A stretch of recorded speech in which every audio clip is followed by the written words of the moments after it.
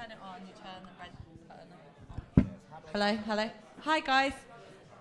Just to let you know, this isn't officially started yet. Don't, please. Just to let you know, the international officer students officer is going to be going first. So if anyone's got any question for the international students, can you let me know and write it down, or do the hashtag #ChefSU vote, because we're going to be starting in just a minute or two. So any questions for those candidates, we'd like to get them ahead of the game. Thank you. Where's the button, sorry? On the bottom. Oh yeah, I think it's already on. There. Oh no, so now you've got on. Keep it on.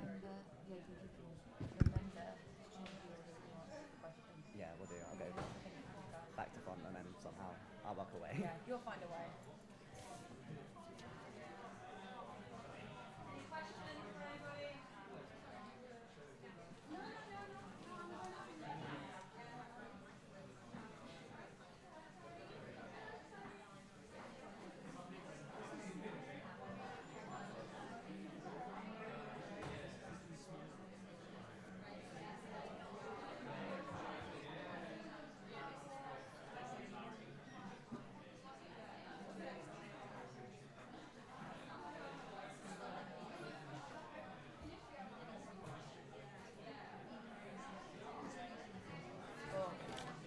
Thank you.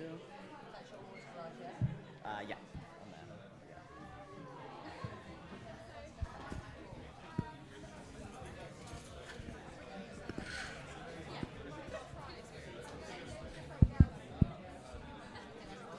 On there. Hello?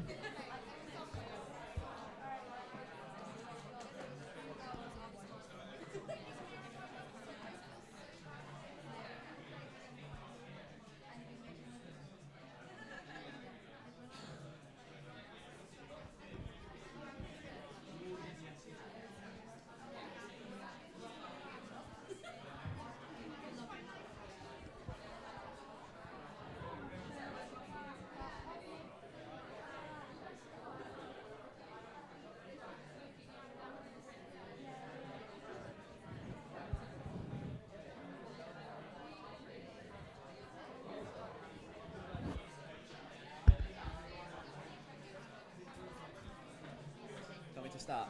Yeah.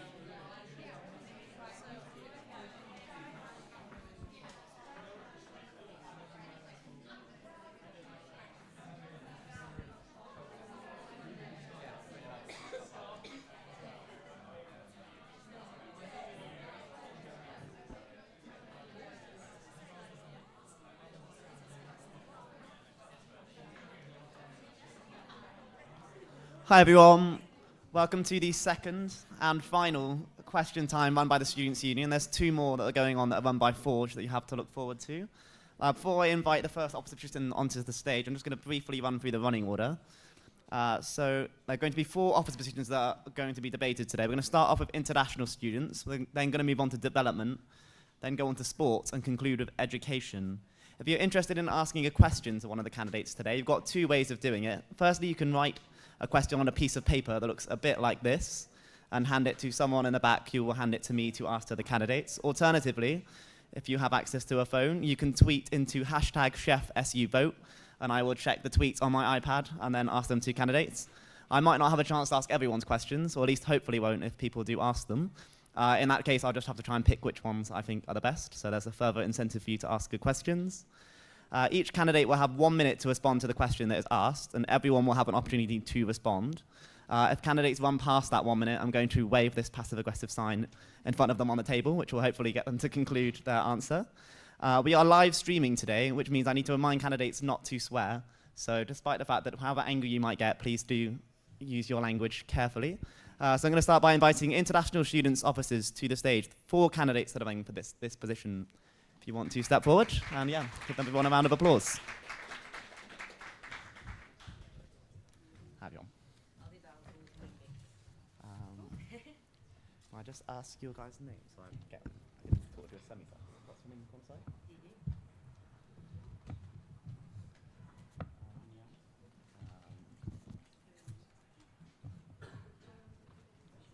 Santana.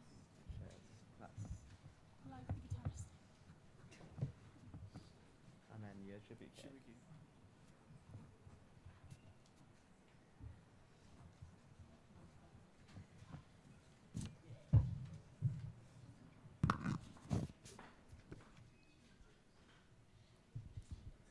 Okay, hi everyone. The 4 candidates that are running for International Students Officer are Gigi, Daniel, Santana, and Tribuki in the corner.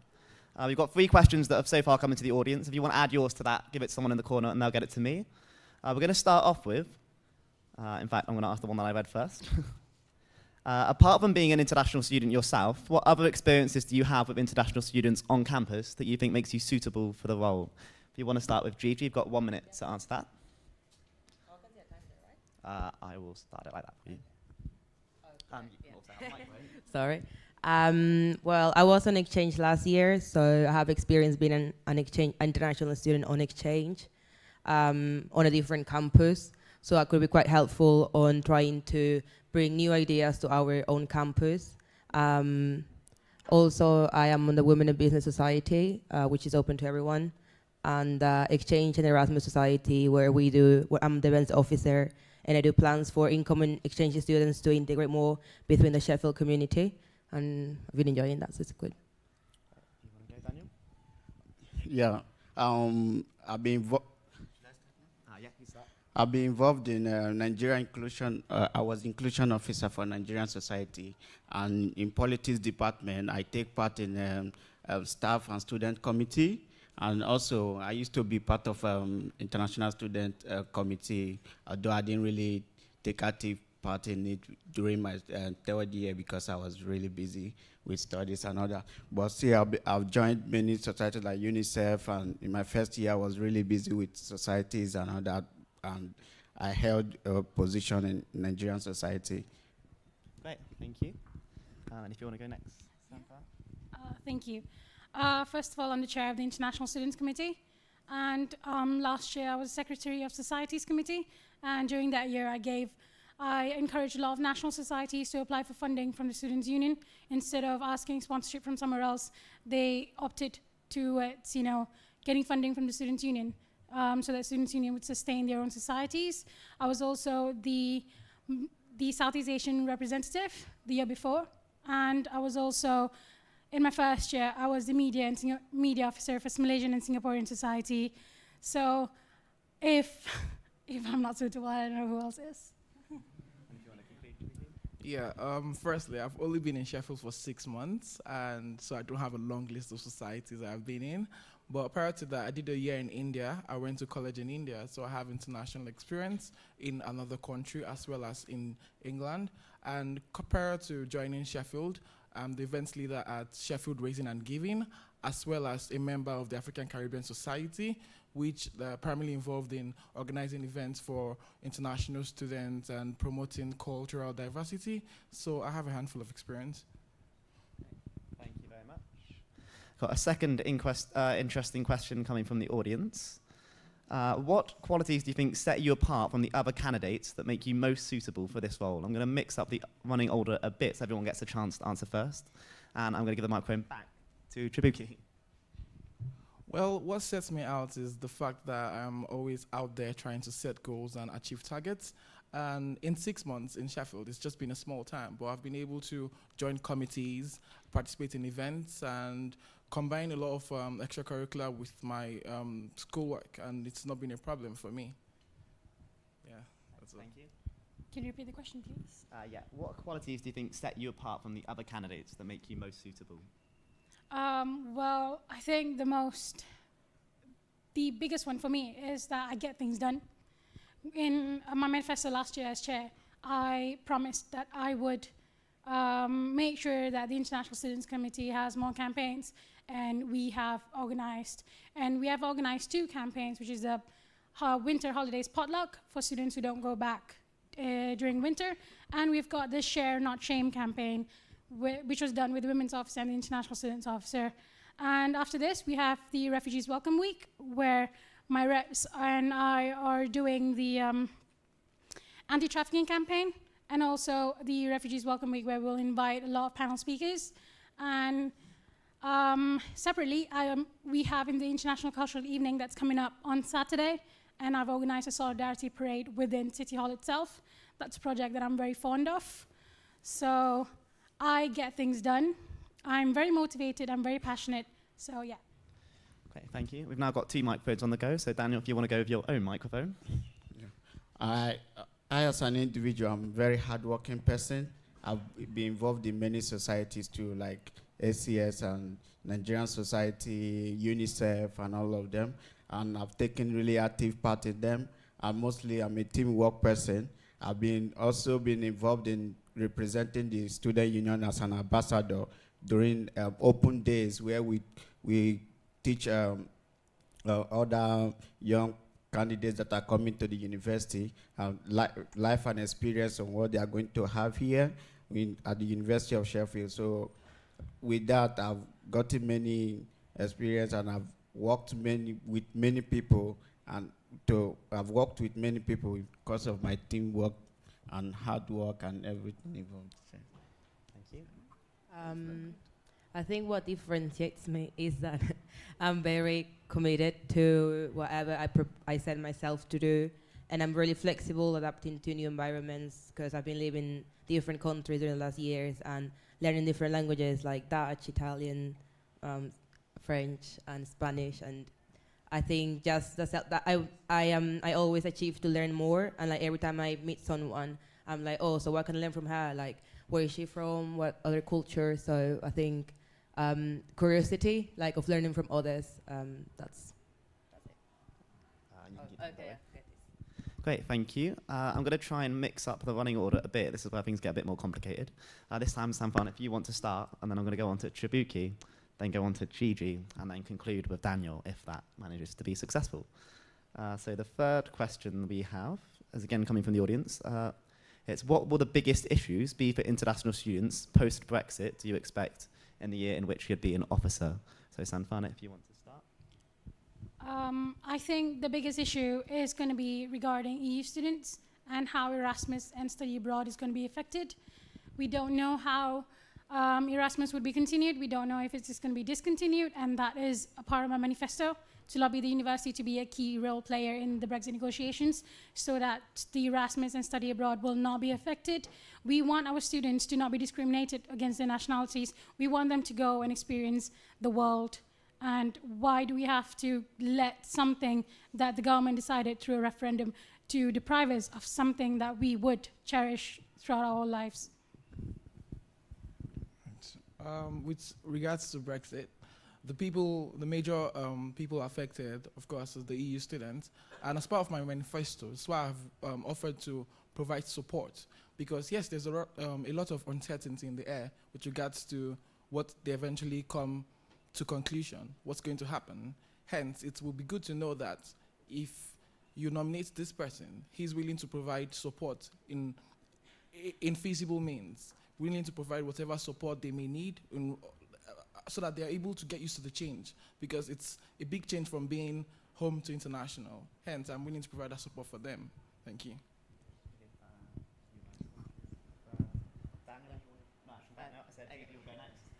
I think I totally agree with Santana. I think the biggest challenge would be an economic challenge in terms of the tuition fees for EU students, and also how that would affect study abroad and Erasmus, because I went on Erasmus last year and having the Erasmus grant was so good. So so I was talking to my program coordinator. He was like, oh, we're not sure that's going to be a given for people who's going on exchange during the next few years because of Brexit. So I think that would be like something that uni should make effort to keep, so students can have the opportunity and have more facilities to go abroad. The biggest issue for me to be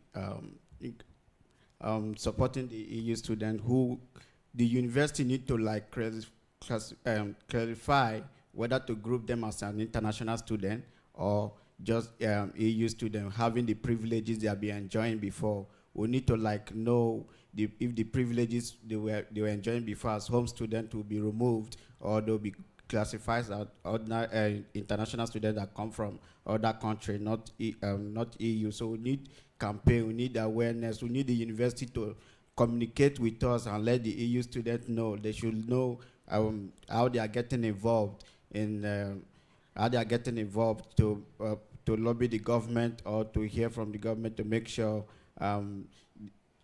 the EU students are accessible and they know what is going on. Cheers, Daniel. The next question coming from the audience encourages some self-reflection on your campaigns. It's, what's your number one priority of all of your manifesto policies and why? In terms of the running order, this time I'm going to go back to Tribuki to start, and then we'll just go this way. Well, I plan to sustain. I think that's my priority, sustain the We're International campaign, because that's my favorite campaign going on right now in the Student Union. I like the concepts behind it, so I plan to keep it. I also plan to grow it by getting people from smaller cultural groups involved. That is, people from countries like Zimbabwe, Cameroon, and smaller countries in the world that feel that they're not being heard. I plan to strengthen their voice by sustaining this We're International campaign. Thank you. The biggest thing for me is reducing placement fees.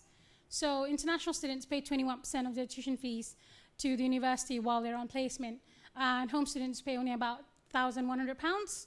And 21% out of an engineering student's fee is £6,000, considering that first years now pay £20,000, almost £21,000 a year, and this is the truth because I checked it. And it's really bad that you get paid £17,000 during your placement fees, and £6,000 goes straight into the university's account, and the rest goes to tax. So what I understand that you get a year in experience, but think about it, don't you also work to earn the money? And how are you going to pay rent? How are you going to eat? And how are you going to go to work? So this is very, very worrying that they're paying so much to getting so less out of it. And it's definitely the biggest thing that I want to work to lobby the university to reduce it to a point where, you know, the students feel like it's affordable for them to apply for work experience and actually be more employable when they come out. Cheers, Samvana. Daniel, if you want to go next, you can use this one. For me too, the biggest issue is school fees. Well, as an international student, as an international student and also a sponsor student from Nigeria as well, I know the big issue for me is the financial support. Sometimes our money is delayed. So how is the uni helping us out? The uni offers no help than send you email. If you have not paid anything, they expect you to pay. And the more email, the more they keep you agitated. The more you're afraid, your studying and everything is affected. You can't study properly because you're afraid when would they tell you not to come? When will your UCAS stop working? And when will they walk you out of classroom? So the university is offering little help to international students, help for school fees, and every year it seems they keep increasing the fees, which is affecting us. And most of majority of international students are people from third world countries, which their countries are not stable.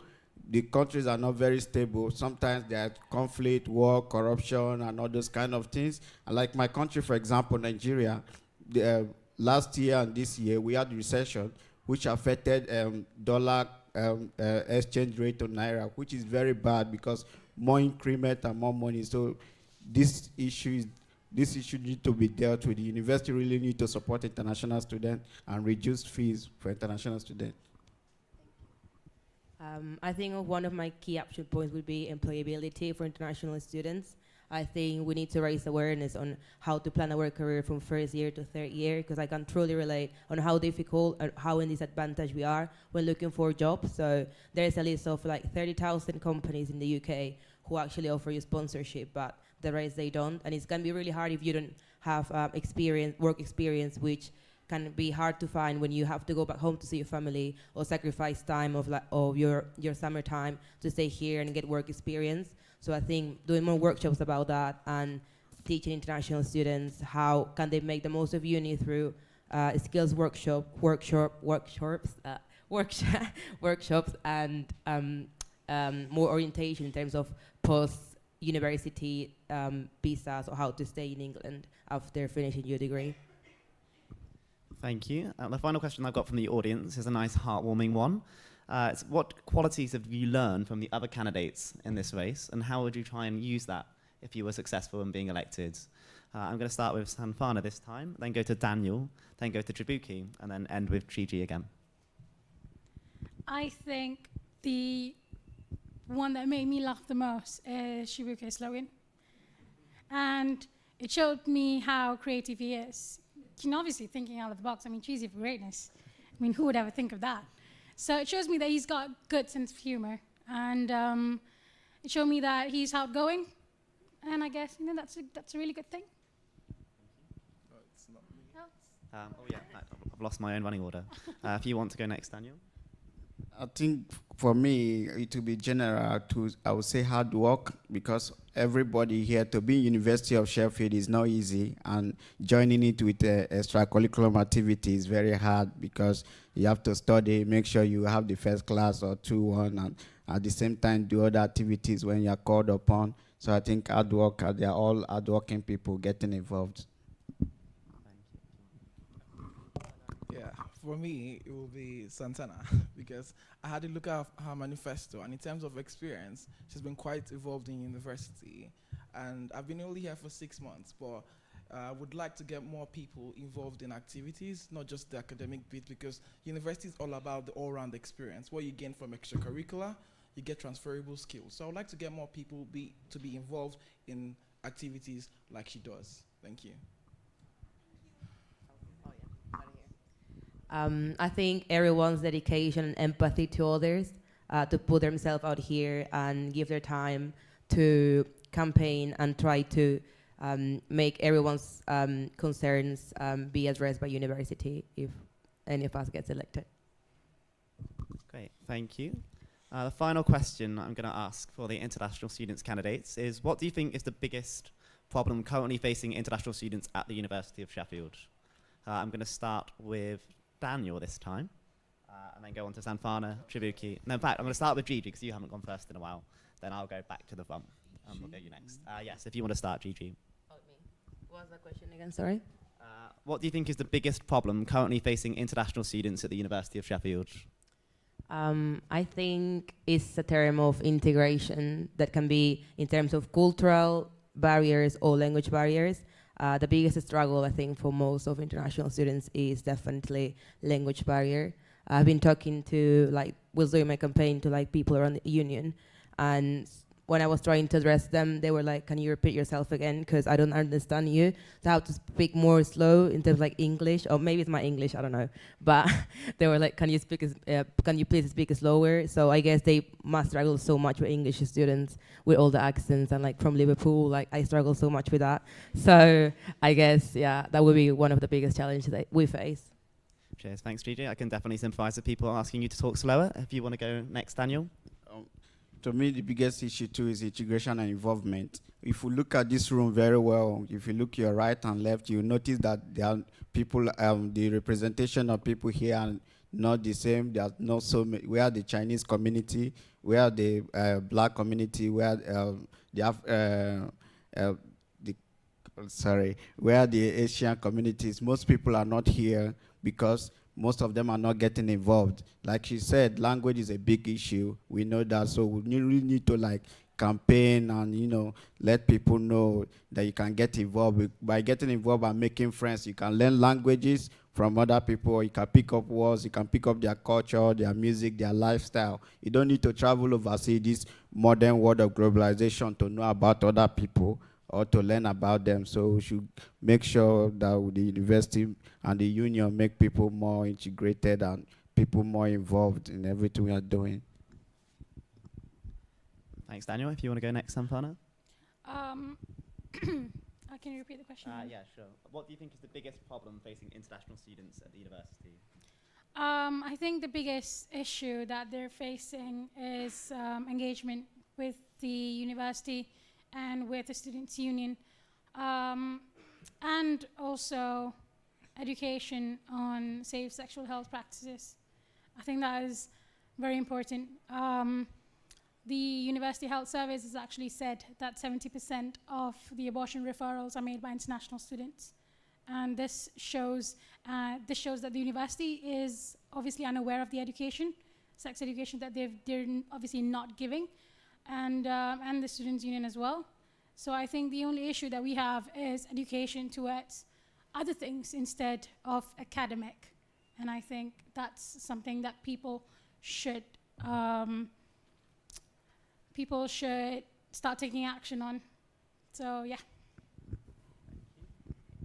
Well, I think the biggest issue will be the integration of postgraduate and mature students. Because right now, this afternoon when I went campaigning, I was speaking to some postgraduate students. They seemed highly uninterested. And I had to change the topic from voting for me to why you should vote, why you should participate in democracy in the student union elections. So I think there are not enough activities, or the coursework for the postgraduate students seem to be time-consuming. Hence, they are not being able to participate in other university activity. Hence, I plan to, collaborate with the activities officer and make sure that we cater for these postgraduate and mature international students, get them more involved in things beyond academics and university. Thank you. Cheers, JP. I'm just going to end with a fun exercise that's a bit cheesy and might make you think you're in a job interview or one of those awful icebreakers you have to play in seminars. Is if you can describe yourself in 3 words, what words would you choose and why? If you want to start this time, Chibuke, we'll work our way background. Well, first of all, I have a good sense of humor. So humor it is. Team worker, I'm an effective team worker, and I learned that from uni. Sheffield makes you work as a team every time. And I'll say I'm not cheesy, literally. So I tend to, socialize and get involved. Yeah. Did you say 3 words? Yeah. Right. Hardworking, committed, and I'm actually really funny if you get to know me. I mean, my mascot's a sun. Thanks. You want to go next, Daniel?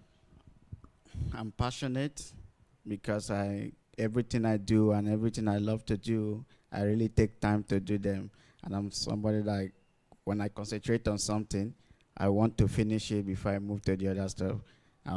Although I have some level of flexibility too, because right now I'm showing flexibility by studying. I'm also campaigning. That is flexibility. There's nothing more than that. I'm nothing more stressful than that. And I'm also a teamwork person. That one is general. The university teaches us how to make sure we are teamwork people through seminars, group work, and all those kind of stuff. I think the 3 words that describe me are happy, proactive, and determined. Great. Thank you very much, everyone. If we can give a big round of applause to all of our international students candidates and wish them the best of luck for their campaigns. Thanks, everyone.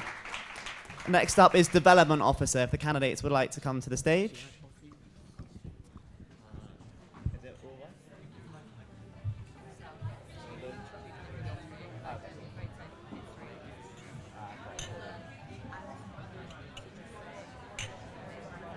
We've just got 3 candidates. What's your name? There's just 3 candidates. So guys, would you got some questions? Excuse me? Got some questions about being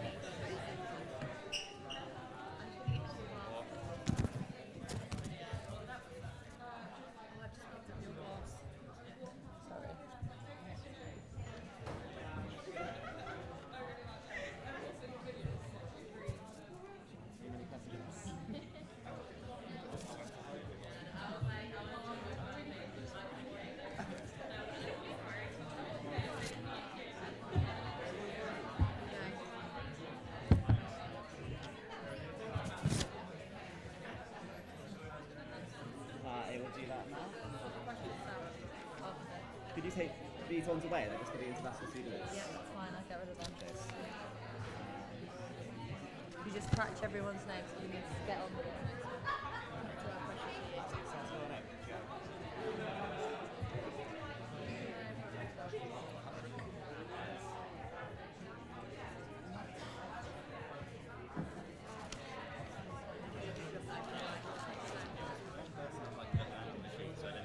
Okay, I've got to introduce myself a bit at the start, but yeah, that's most important part. Okay, cracking.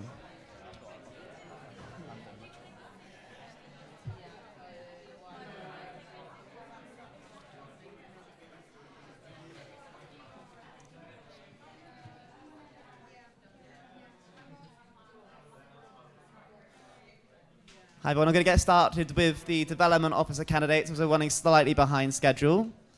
The first question I've got from the audience is, how will you combat food waste within the Students' Union, which I think is relevant to some of the manifestos of lots of the candidates. I'm going to start off with Patrick, then go on to Joe, and then go on to Megan. Okay, Patrick. Yes, so one of my main manifesto points is to work a lot more closely with Save Our Sandwiches, particularly with the local community rather than within our Students' Union itself, because it's already quite well implemented there. But currently, when we released our candidacy, only one supermarket in the local community is getting involved with Save Our Sandwiches, and it's something that we should be doing because we're so close to our community to involve them with it and implement it further. So this is something that I think has been started quite well by the current development officer. I think he's worked really well. I think he was involved in the setting up of Save Our Sandwiches. He's helped to implement that in the Students' Union. This is something I want to sort of carry on. I want to work more closely with all the different outlets in the Students' Union, see if there's more they can be doing to sort of look at how they're purchasing food, the sort of amounts that they're purchasing, and see if there's some way that they can reduce food waste there, and also continue to work with more student initiatives like Save Our Sandwiches to see if they can try and reduce food waste further. Cheers, Joe. Cheers. So I want to introduce specific food waste bins. So the waste from the food people do buy that isn't, wasted from going out of date can be turned to biofuel. This is already done in the union outlets like kitchens, but I'd like to introduce this to students themselves. I also work in the Wellbeing Cafe, which was set up by the current development officer, which uses food waste from the local shops and supermarkets and like beanies and things in Crooks, which some of you might know, to make pay-as-you-feel food for students. I cook at that a lot of weeks, and I'd like to develop that, promote it more, and do sort of collaborative events with national societies and do themed events and things, so really like establish this further. Save Our Sandwiches is great, but I think the focus should be on the ordering, because they already collect all the wasted food and redistribute it. I think we need to look at the over-ordering of food so we can cut down the food waste itself, deal with the problem rather than just dealing with a solution. Thanks, Megan. The second question I've got, if I think I can read it correctly, is how will you help ensure that the Students' Union will become a zero-carbon union? I don't think it is at the moment, judging by the question. So if you want to start this time, Megan, in fact, and I'll go on to Joe and then Patrick. So I think it's really important that as a union we're progressive and we're a sort of example to other unions and the city. I'd really like to work with the carbon neutral society that's already established in the SU, that's doing great work on sort of trying to get solar panels and things built on university buildings. So I think I'd like to work that and have an officer team that really cares about carbon neutral university. And Cheers, Megan. Joe, if you want to go next.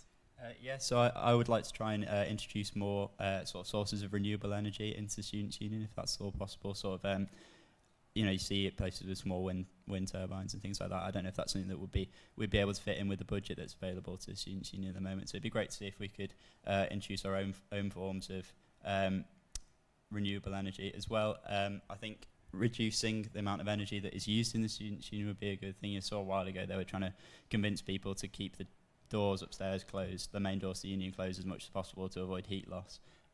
That sort of seems to have fizzled out, but I think to do with like turning off lights in places that aren't used and things like that, I want to try and reduce the amount of energy that we use to start with. Yeah, so building on them points, obviously changing our source of energy is a great way to do it, but walking around the uni at night, there's a lot of lights on that shouldn't be on, so maybe introduce sensors onto the lights. This will reduce our energy usage. And maybe lobby with the council to work with and improve the number of trees that are planted in the local community. Although it's not not using energy, it's fighting the carbon footprint itself. Cheers, Joe. The next question I've got is slightly more controversial one. I think came up in the President question time yesterday. So the Students' Union has banned products such as Nestle and bottled water over the years as a result of referendums. But is there a line between collective decision-making and giving individuals the freedom to make their own personal choices in what they buy within the Students' Union? I'm going to start with you, Joe, this time, then go on to Megan and move on to Patrick at the end. So I think there definitely is a line there, but I think by removing products from the Students' Union, you're not completely removing people's choice whether or not they buy these products. They're still available elsewhere. And I think if the majority of people have said that that's not the product that we should be supporting, then I think that's the best way of reflecting the views of the most people in the union. It's not like you shouldn't sort of like put those people's views aside just so more people have the choice to buy the product. Yeah. Cheers, Joe. I think Megan, if you go next. Yeah, I think we should respect the results of the referendum. And I think if someone is that desperate for a Kit Kat, they can go to a corner shop. So yeah, I think as a university and a union, we should be encouraging ethical behaviours. And if that's what the referendum of the students has decided, I think then we have to comply. Cheers, Megan. The next question is a bit more complicated, at least for me, who knows nothing about technology and was compared to a grandparent by one of my fellow ambassadors. Right. First of all, we'll go on to Patrick. Messed up my running order yet again. So I think it's important to be ethical, but I do believe there is a line to be drawn. I think, although it was a referendum, and I know this is democracy, but not every student voted in that referendum, and it is important to look at if students do want bottled water, we should provide an alternative. And I know that water fountains were put in, but there's then nothing to hold that water in. I've had this issue. I've not brought a bottle of water, so I've got to buy a bottle of Coke, drink it, wash it out, and then fill it up again. And it's wasting water washing it out. So I think there's a line to be drawn, but I think the issue really lies with people not voting in the referendum, which is a different issue completely. Cheers, Joe. Moving on to the next question. It's that a big part of the, sorry, thanks, Patrick. It's a big part of the development role, is it the use of technology and helping improve the Students' Union use of technology. How would you help try and improve the Students' Union use of technology if you were successful in being elected? I'm going to start with Megan this time. So one of my main policies is to introduce a mobile U-card. We've all done it when we've left our U-card in a different pocket of a coat or something, got to the library and realised and had to go all the way home. So I'd like to introduce a function on the iSheffield app, which means you can just have the barcode on your screen and use that. So it won't replace the U-card, but it'll just serve as a backup when you forget it, because yeah, it's so annoying, especially in exam season and when you have to go home and then all the seats are gone. So. Cheers, thanks, Megan. If you want to go next, Joe. Yeah, so I think that they get the sort of this year for all tickets and things like that, the Students' Union has moved away from trying to sort of move away from paper tickets where possible and move on to having things on your phone. I think that's a really good idea. Actually, I hadn't thought of the doing it as well with the U-card, but that's also a great idea. So I want to sort of see more e-tickets and things like that. I also want to see sort of the way that people get involved with the offices and things like that. I want to see that moved so it's more easily online. Yeah, so quite similar again, but I would like to implement a U-card loyalty card system. So we've already got the technology behind it there because the ticketing system's now gone onto a U-card. But I think we should be rewarding students for using club nights to make them come to our club nights, and rather than go to other clubs around the city. So. Cheers, Patrick. I'm actually going to start with you next time for the next question. It's a bit more controversial. It's what additional products would you want banned from the Students' Union? And how would you make products cheaper if you were to ban further products, if indeed you do want to ban them? I'm put on the spot a little bit. I think we'd have to look into sort of, like you'd have to go through and look at all the products individually. I'm not 100% sure what's controversially sold and that, so I don't know to answer your question. If you want to go next, Megan, this time. Yep. I mean, you could hold a student, and then officer counsel or something on any controversial things that people are so pressed to be banned. But I can't think of anything that people would really want. I know the current SU development officer has put a policy through council about encouraging cruelty-free cosmetics and products through. So I think that rather than banning, I think encouraging maybe. I think unless there was something that people could really prove that was necessary. So I don't have a specific product off the top of my head at the moment, but one thing I would like to do if I was to become elected was to start looking more at the sourcing of the products that we have in the Students' Union at the moment. So look at the companies and the sort of ethical standing behind the companies that are supplying products to the Students' Union, and also the countries that products are supplied from, sort of things like this fruit and veg that's available in the union at the moment. So I'd consider banning products, or at least having a referendum rather on banning products that are from countries with slightly shady regimes. Cheers, Joe. The next question hopefully is slightly more simple. If you want to pick just one thing to change the Students' Union, what would it be and why? Joe, I'm going to start with you this time, and then go on to Megan and then Patrick. Okay, so I want to sort of work to sort of try and change the affordability of the Students' Union. I think the SU is great. It's one of the best places to shop during the day and go for a night out, but it's not always the cheapest. Sort of things like the meal deals aren't amazing, and some of the drinks deals aren't either compared to other clubs in Sheffield. So one thing I'd like to do is to work with the sort of vendors and the different places you can buy food in the Students' Union to introduce better, sort of more affordable meal deals. And I think one thing that I'll do is to stop. So at the moment, if you sort of look up Barber Road and places like that, there's all places offering sort of meal deals and things like that to students. And so it's a lot of business being lost because the SU is quite expensive. So I think that's a revenue stream which is being missed out on. So I'd like to make the SU more affordable. Cheers, Patrick. If you want to go next, Megan. So the main thing I'd like to change is to make the SU more sustainable.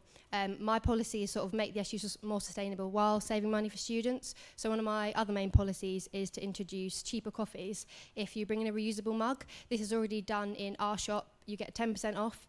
I'd like to extend this to Interval and Coffee Revs. I work in Interval, and we even there, when that's not the sort of primary coffee shop, we go through loads of those cups a day. So I think that's a really good way to target both helping students like cash, because we're all low on that, and as well as helping the environment.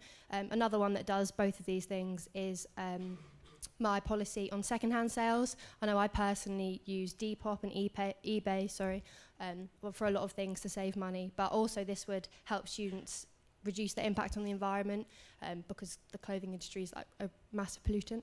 Sorry to lower the tone, but yeah, so this would, again, help the environment while saving students money. Thanks, Megan. If you want to go next, Patrick. So I think before we start developing the union, it's important to look at voices that are not heard. So I currently think there's a few underrepresented groups of people that are not being heard. So I'd like to introduce a trans committee to represent trans students across campus, because although the LGBT plus encompasses that, there's a lot of shouting and their voices can't be heard. And also the Disabled Students Committee's safe space is not the most accessible and is very temporary. So I'd like to improve that. So they've got then their platform for their voices to be heard. I think we can't develop the union until everybody's voices can be heard. Thanks, Patrick. The next question I've got from my script is give 3 reasons why students should vote for you to be the new Student Union Development Officer. A bit more self-reflection there. I'm going to start with you, Megan, this time, and then go on to Joe and then Patrick. So I'm experienced, number one. I am the president of a political and campaigning society, and the union campaigns us for another. So I'll be someone that's got experience campaigning, leading campaigns. I've done campaigns on local homelessness, to green energy, to sustainable lifestyle choices, and aid for refugees. So I'd like to take this experience in shaping our SU on a sort of more minor scale onto being a driving force, sort of shaping our SU for the hopeful better. I'm passionate. If you know me, I'm always protesting or campaigning about something. My housemate will tell you I'm always making placards in our front room. And I also think I can really make change. My policies aren't just a sort of verbal commitment. They're tangible things that can really help reduce waste through the coffee cup things. Just that alone, I think, I would be the right person for your vote. Cheers, Megan. If you want to go next, Joe. Okay, so I think that I've got all the sort of main skills that would be necessary to make this a success. I've got good teamwork skills, I'm quite pragmatic, I'm a problem solver. I'm also very proactive. I won't sit back once I've achieved what I want to achieve in my manifesto. I'll always be looking for ways to take on board what people say to make the Students' Union a better place. And sort of thirdly, and as the main one, is my policies. I think everything that I've got in my manifesto is a list of sort of quite common sense things that will make the Students' Union a better place. Yeah, so all my manifesto points are based on what I've got from feedback from other students. So I believe that I will implement stuff for the students, what they would like to see. Another thing is I've got experience in representing students, being on the LGBT plus committee. So I think that it's important to represent all students, whether or not they vote or not, it's still important to represent all students. And also I've got professional experience in facilities management. So I've looked at different aspects of a large public space, see how they can be improved, see how they can become more efficient. So yeah. Cheers, Patrick. I'm going to conclude this part of the question time by asking each candidate 2 comparative questions, and they have to say which one of 2 things they prefer without any thought process. Just say whichever answer comes to your mind first. I'm going to start with you, Patrick, then go on to Joe, and then conclude with Megan. So first of all, beer or coffee? Beer. Exams versus Tuesday Club? Exams. Cheers. Not my kind of music. If you want to go next, Joe? Wait, I'm going to ask 2 different ones this time, so there's more spontaneity involved. Manchester or Leeds? Leeds. I'm from Liverpool, just to put that out there. More controversial than I thought it was going to be. Interval or bar 1? Bar 1. Ooh, again, controversial, especially for postgrads. And I'm just going to conclude with Megan. Dancing or reading? Reading. Mary Berry or Paul Hollywood? Mary Berry. Okay, thank you very much. I'm just going to quickly remind you all that there are 2 candidates from which we have apologies who have been unable to attend today's question times. They are, if I get my script in front of me, Madawi and Adam. Their manifestos as well as their campaign videos are online. So if you want to compare those with what the answers that you've heard from today's candidates, that is accessible online. And they do send their apologies. But can we have a big round of applause for all of the development candidates?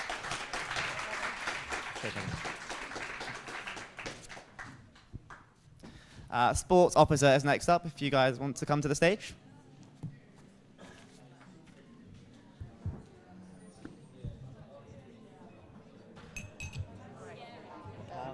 Yeah, good, thanks. How do I get onto the Twitter, by the way? Is it onto Safari? Or is, the Twitter, is that app or is it on Safari? Sorry.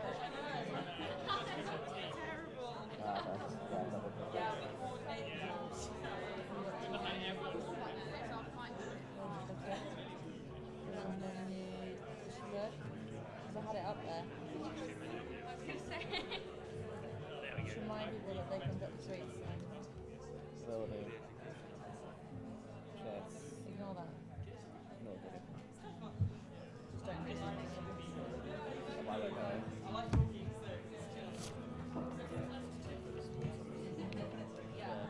Can you pick up a chair for my hair, please?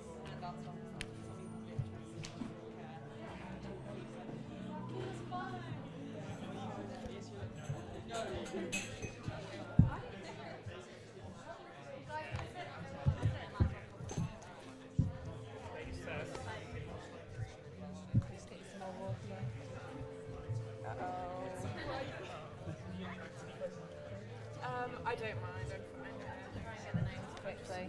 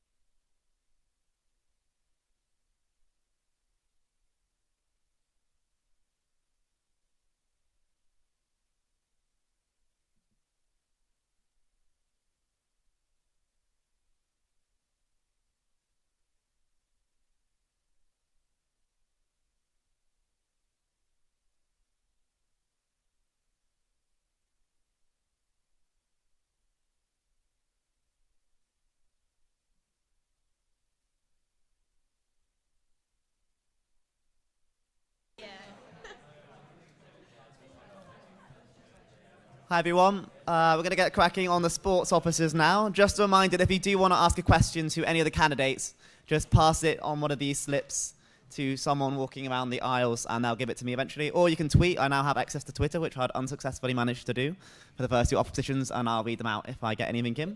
We've got 5 candidates running for sports. Going from my left to right, we have Katie, Jake, Flo, Millie, and Yasmin.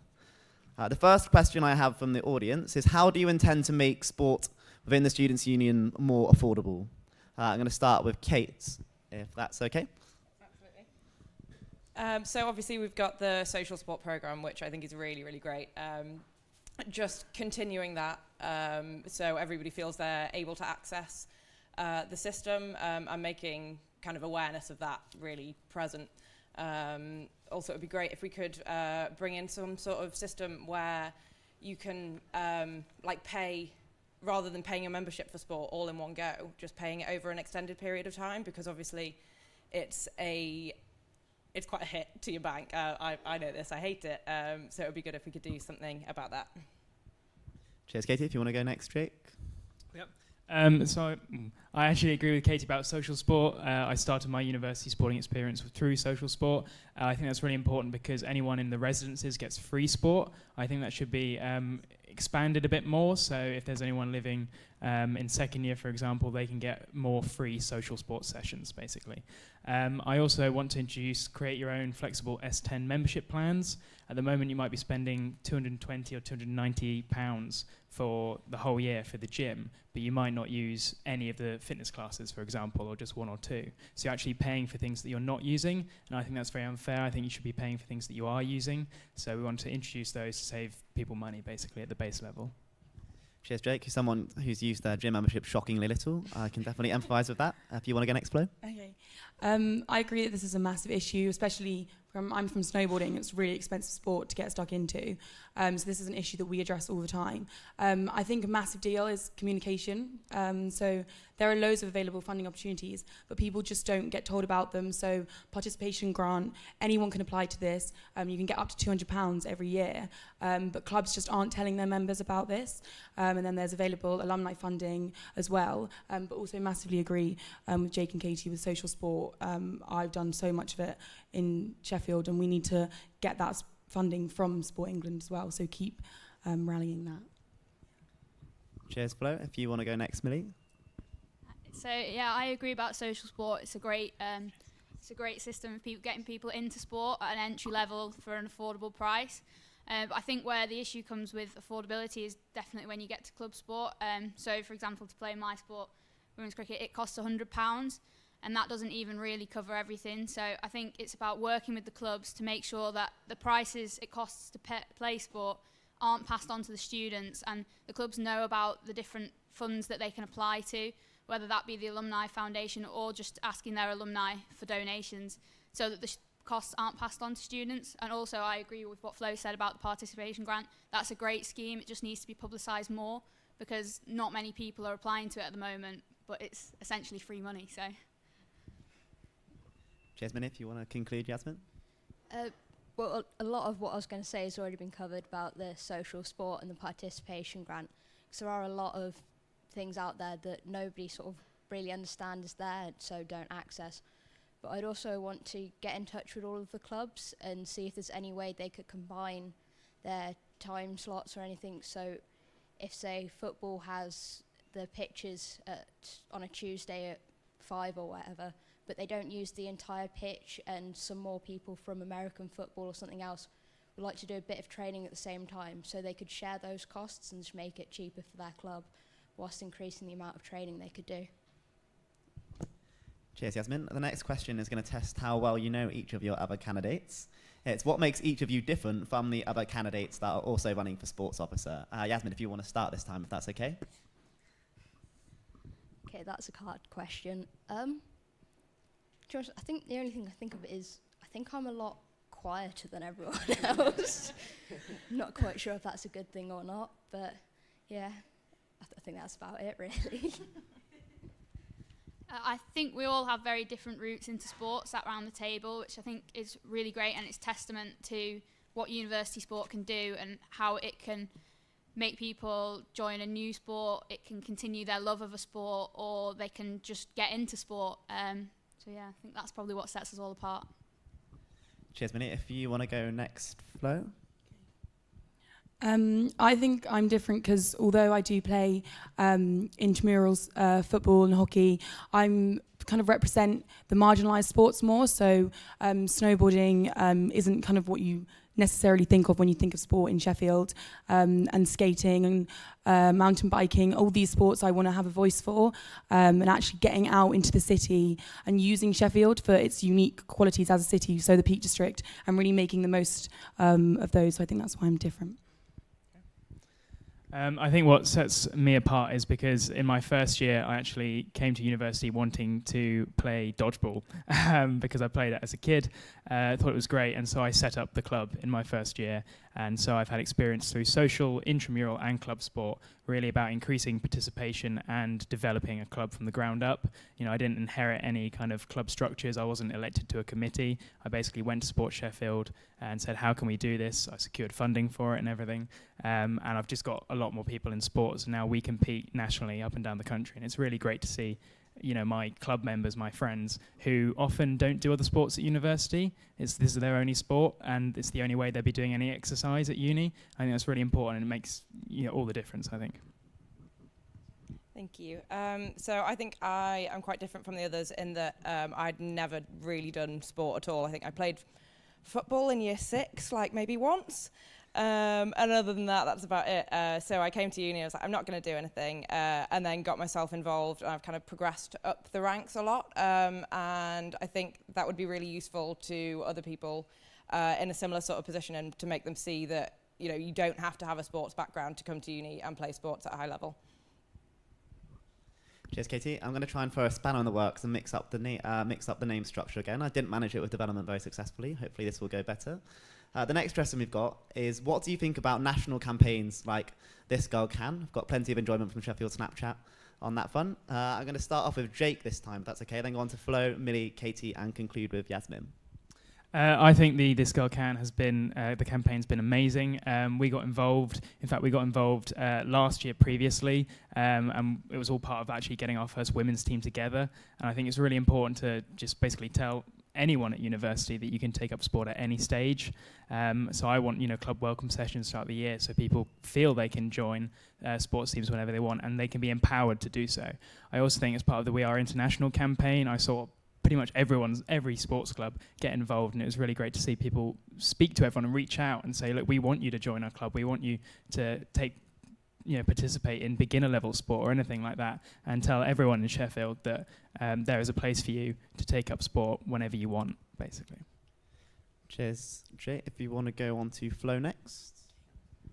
Yeah, I also agree with Jake. I think This Girl Can is an amazing national campaign that needs to be expanded on hugely. The uni's done such a good job, and I picked up on the campaign. The national week for the Bucks one is in November, so then before the uni had organised anything, I organised with a couple of other committee members to take over 30 girls to an indoor slope in Leeds, and we did a This Girl Can event, which was awesome. And so many people say, especially with more extreme sports, I think that people are intimidated, and there is a massive male dominance in these sports. So it's really important, I think, to have a female representative for that and encourage girls to get stuck in and get rid of the kind of lad culture in that aspect. Cheers, Flo. If you want to go next, Millie.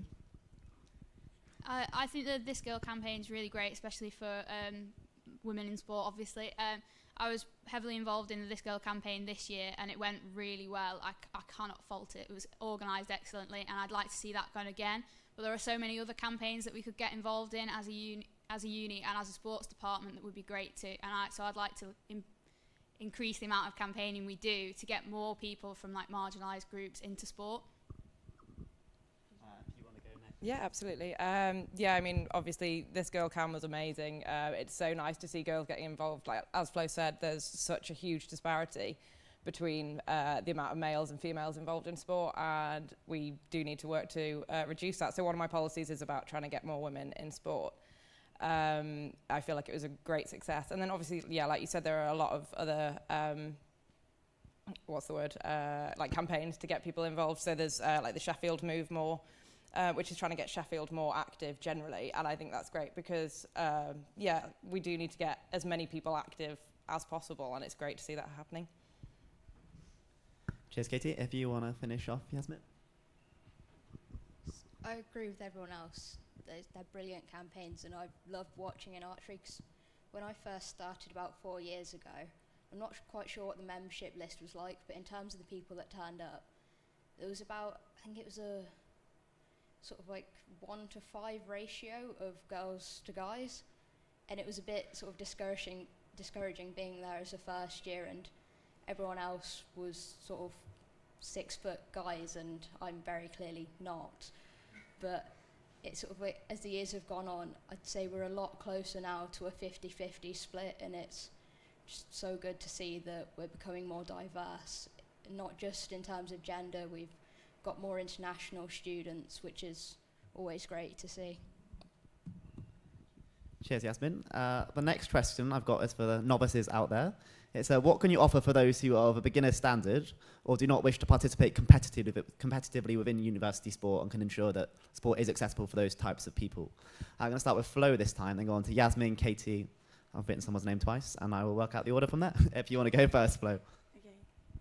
Yeah, this is a really important issue to address for people, because when you come to uni, it's the best opportunity to get stuck into sport. So I think the programme Social Sport and increasing the amount of Give It a Goes, so not just having Give It a Goes at the start of the year, but continuing this all the way through, because you see a massive change in people going to stuff at the first term and second term. It's keeping up that attendance and encouraging, and we put on like these Give It a Go sessions for all the clubs, and just increasing that publicity for them and making sure that's really spread out throughout the uni. Cheers. If you want to go next, Yasmin.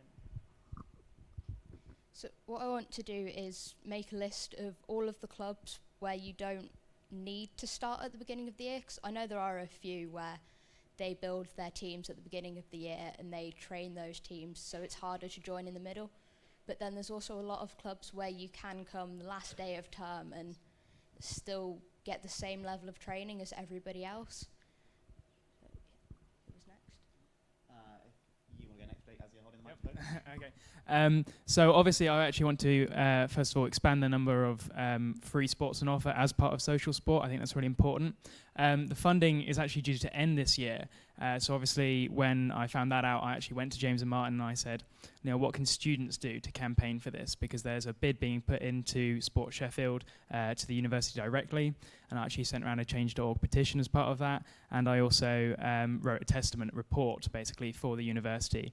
And they're basically awaiting the results of that now, but it's pretty certain that some funding will come of that. So I think it's really important that students do get involved and make their voices heard to say, yes, we do want more beginner sport.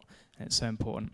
I'd also like to have more kind of resident sport and also access to sports. So teams like mountaineering and caving and things, they should have access to participant grants as a club, I think, just to basically say, we can put on a beginner event and you get the grant money for that to basically prove you can take new people in, take them out to the peaks, for example, at no cost, so people can just have fun doing sport. These aren't sports that always you have to compete in, but just give people those opportunities and make them local as well, so that there's accessibility on campus. Cheers, Jake. If you want to go next, Katie. Yeah, of course. So like Jake said, he's done this petition and that has been so successful and I have so much respect for that. Can I just put out there, well done. Obviously people feel really strongly about it. So just making sure that the system is revitalised and carries on well. Also trying to increase the number of competitions between not competitive sports. So I run the social sport lacrosse. And we've only been able to have 1 or 2 matches this year. And I think that's a real shame because people don't necessarily want to play at a competitive level. They want to just come and play. And if there's not the matches there's not the incentive to carry on. So just trying to increase links with other unis for things like that. Cheers, Katie. If you want to conclude, Millie?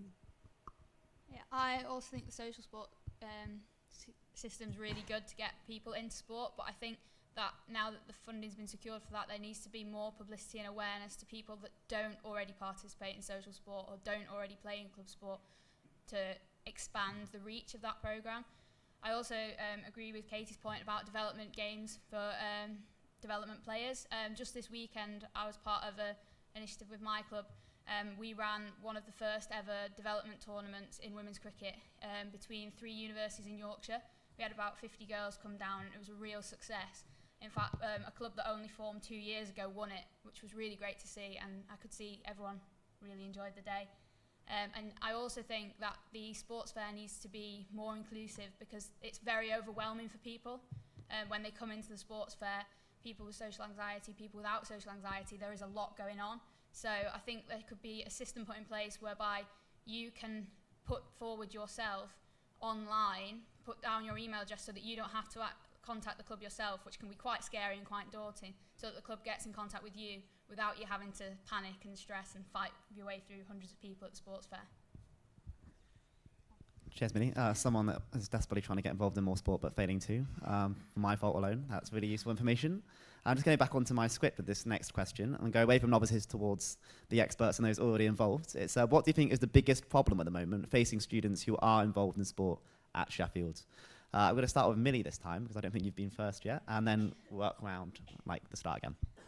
So I think when it comes to the biggest problem facing students within sport, the problems that students in sport face are so diverse. From club to club, it can be completely different. There is no one size fits all when it comes to the problems faced by students within sport. It could be funding, it could be facilities, it could be anything along that spectrum. So I want to make sure that people feel that they can come and speak to me if I was elected a sports officer and tell me what their problems are, because I'm not going to claim to know the problems for every single club. I want people to be able to come to me, speak to me, and tell me what problems there are and what needs to be addressed. Cheers, Millie. If you want to go next, Katie. Thank you. Yeah, exactly like Millie says, obviously everybody's going to have their own issues. I feel with social sport, having funding changing, that might be quite a big issue, so ensuring we can carry that on and be successful. For me, it's been inclusion. In my first year, it was quite difficult, so I want to make sure that everybody feels like they are welcome all the time, whether that's at training or at socials during matches. So just making sure everybody's friendly. We've tried really hard as a club this year to make sure everybody feels welcome, and speaking to the freshers, I think they do feel like we've been quite good, so hopefully we'll be able to implement that throughout and make sure everyone feels included all the time. Cheers, Katie. If you want to go next, Jake. So first of all, I think there's a real issue that the university doesn't take sport as seriously as they should. We are vastly underfunded compared to most of the universities, and there's only actually 15% of students as a member of sports clubs, which is really low. So I think obviously having welcome sessions throughout the year is very important. Increase that membership base so clubs then can do more and offer their members more. And in terms of kind of challenges we're going to face, obviously I think a big one is facilities and training times. Clubs do not get adequate training time. And obviously with the construction of the new sports centre, we're losing some of the top pitches. I want to create a facilities database, so all venues in Sheffield can be compared as to what's on offer there and the cost, what sports it's suitable for, and you can basically shop around for the best deal on that. And then Sport Sheffield could also block book sessions at various locations and then lease them out to clubs directly to save you money as well. Cheers, Jake. If you want to go next, Flo. I think the main issue with sport, similar to Katie, is inclusion. I think that a lot of people don't get stuck in because they're too scared, basically, and we need to address that issue and why that is. First of all, socials. We need to provide alternative socials, so it's not just about going to Raw and getting drunk. There's other ways that people can get stuck in and get to know people. And also, along with This Girl Can and We Are International, which also has been an incredible campaign. I want to launch a campaign to support students with disabilities. So the welfare officer has done amazing work this year with the mental health campaign, and sports needs to get stuck into this. So people with mental health issues, sport is an incredible way to support these issues, and we need to help that and make sure that the union officers are working together and increasing that communication throughout. Cheers, Flo. If you want to conclude, Yasmin. Yeah, it is. What was the question? Yeah, what do you think is the biggest issue that are facing students currently in sport? So I think, like Millie was saying, it's hard to sort of like pick one issue because different clubs have different problems, and there's obviously going to be a big difference between swimming and American football because they're just done in very different ways. But I think something that's kind of universal to the whole university really is inclusion, and it's letting people know that there are sports out there that they can do. There are sports out there where they'll be made to feel welcome, and it's just getting that across to people and showing that it's not always the stereotype you see in American films where we're all jocks who just want to go out and get drunk, or we're all sort of like 6 foot and built with muscles. You can be any person and still get involved. Cheers, Yasmin. The next question is another one of self-reflection. It's what policy is among your manifesto policies do you think that should be tackled first, and what is your main priority if you were successful in being elected? I'm going to go back to front again, because I think everyone's had a go at going first now, and start with Yasmin this time, if that's okay. So the policy that I want to tackle first, and just continuously throughout the year, is listening to people's views, because the job of an officer really is to make sure that we're doing what you want us to do. And that's the only way to do it, is to listen to people, to listen to your views and learn what you need us to do. So the policy that I would like to tackle first is to go into the community with sport and just make a difference. Currently the funding through Sheffield City Council is being cut for things like volunteering within the city, and I think as a student body, whether you play sports, whether you don't play sports, we've got a real asset in we can make a difference.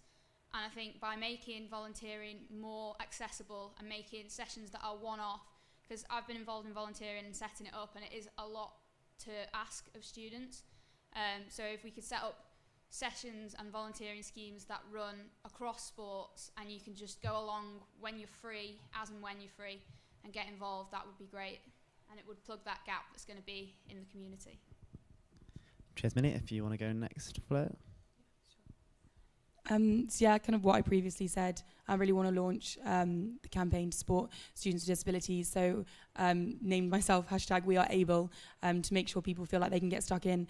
And I also want to have a box outside the office so that anyone can put in any comments, anonymous or personal, so that they have specific issues that they don't feel like their club committee are tackling. Then I can tackle that head on and go straight in and talk to the club captains or whoever the relevant person is.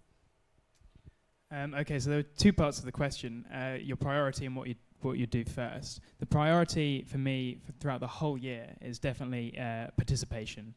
You've got to get more people into sport, because that's the backbone, and that's what we want to see. We want to see more people getting active and being healthy. I want, obviously, club welcome sessions throughout the year. I want to encourage underrepresented groups in sport through We Are Able, for example, maybe. But We Are International, This Girl Can, putting more sport in on campus. And then what I would tackle first is something that's quite simple. And I want to make sure that all of your fixtures are getting filmed. So Forge obviously doesn't have the manpower to go to every single event, especially away games. I want Sport Sheffield to purchase GoPros that you can basically hire out with your U-card, take them away to away games, film your fixture, and basically that can then be put into highlights clips, shown around the SU, or be used for performance analysis. And I spoke to Sai Vardy about this. I spoke to James and Martin about this, social sport organisers, and they said Sai Vardy is actually looking at using these for performance sport. So basically, so at the elite level, you can also watch your performance and improve on your game as well. And I think that's something very easily implemented, so that's what I would do first, as well as my priority for the whole year. Thank you. Thank you. So the one of my policies that I'd tackle first would be to try and get the tutorial selection system, because obviously I'd like that to be in place from September, so that'll take a lot of work over summer. But priority also would definitely go to people using the gym. So again, that can start as soon as possible in the new academic year. So people feel like they're getting the best value for their money from as soon as they purchase it, basically. So working to ensure everyone just feels able and confident to use all the facilities. Cheers, Katie. I'm very excited to announce that I have a Twitter question. Less excited to talk about its content. It's how do you address lad culture in football? And I think that can probably be amended to sport more generally. At my undergrad uni, the men's hockey club was briefly disbanded because of various problems with misogyny and tweets that were sent out. Luckily, I don't think anything quite so horrible has happened within Sheffield, but how do you tackle those lasting narratives that do exist? I'm going to go back to normal again. So if you want to start with that one, Katie, my apologies for that. No, not to worry.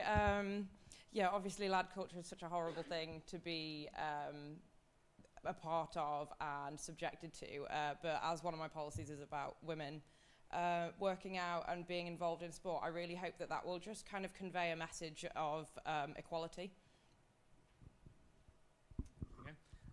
So obviously, trying to make sport at Sheffield sport for all is about inclusivity. And so we need to basically come together as a community, obviously, and if there any issues arise, they have to be dealt with quite quickly, obviously. I think sexism in sport is a real issue. I mean, women's cricket, Millie might mention this, had an issue earlier this year. And what I think needs to be done is basically to have teams come together and actually talk about issues up front.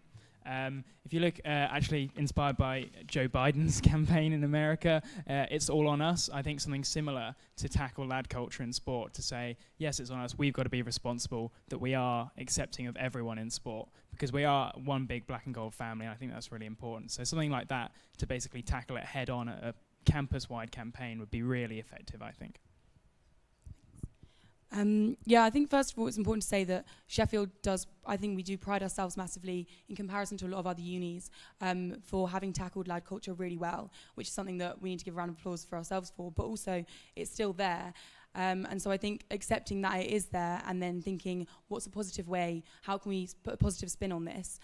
So saying let's provide an alternative. You're not going to be like, stop lad culture, you have to be like, here, this is funner, so let's do this.